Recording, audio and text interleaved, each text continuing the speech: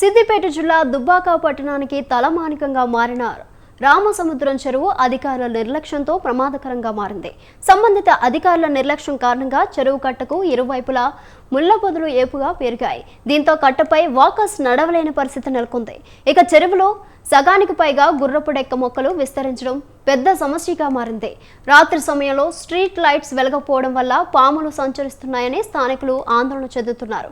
ఇప్పటికైనా అధికారులు అసంపూర్తిగా ఉన్న రామసముద్రం చెరువు కట్ట పనులను పూర్తి చేయాలని డిమాండ్ చేస్తున్నారు. రూపాయలు ఖర్చు పెట్టి ఏం లాభం లేకుండా అయిపోయింది ఇది.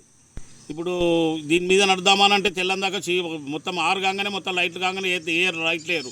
8 గంటల దాకా పోయేందుకు వాకింగ్ పోదామని అనుకుంటే 8 గంటల దాకా నీకు లేవు, కరెంటే ఉండదు. ఆ కరెంట్ ఉంటుంది కానీ వెయ్యరు దాని. మళ్ళీ పొద్దుగాల 5 గంటలకే బంద్ చేస్తుండ్రు. 5 గంటలకే బంద్ చేస్తే చిమ్మన్ చీకట్లు ఆడోళ్ళు వస్తుండ్రు. వస్తే చిమ్మన్ చీకట్లో ఏం కనిపిస్తలేదు. దయచేసి 6 గంటల దాకా దాన్ని లైట్లు అట్టే ఉండాలి. ఈ కట్ట మీద మొత్తం సాఫ్ చేయాలి. అపరిశుభ్రంగా ఉన్నటువంటి ఈ చెత్త చెదారాన్ని రోజు వాకర్స్కి వచ్చే వాళ్లకు చాలా ఇబ్బందికరంగా ఉంది.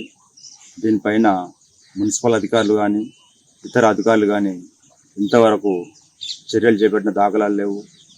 కరెంటు చూస్తే కరెంటు వెలగదు. ఇక్కడ పాములు తేళ్ళు విషపూరితమైనటువంటి పాములు తేళ్ళు వస్తున్నాయి.